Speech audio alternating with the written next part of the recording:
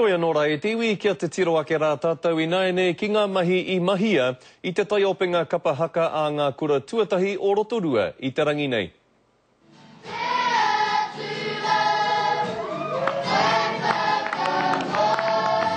Tuatoru ki runga I te atamira I te ata nei, o tēnei o ngā kura o Whangamarino, te tū whakahirahira atu nei.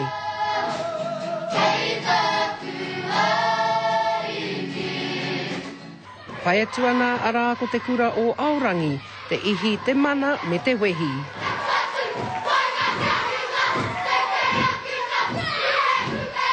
Tuari mā ko te kura o Whakaahu, Western Heights, ai Mārika.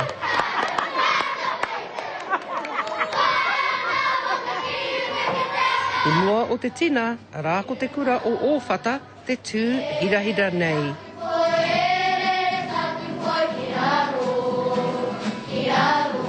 They stand tall and be proud for everybody.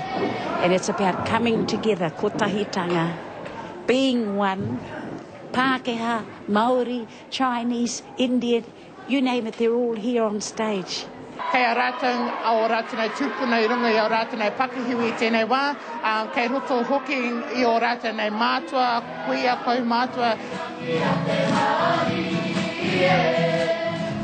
Rua te kaumāri mā ngā kura ka tūkirunga I te atamira, I te rānei a rātai noa ki a pōpō, ka tika hoki he ahurei kia kitea e te tini me te maha. And of course for me, this is my 31st year with the festival, and I just enjoy every moment. I laugh, I cry. Tūturu he taonga tuku nā o rātou mātua tīpuna, e kore e ngaro. Ko Hinerangi Goodman, mō te karere.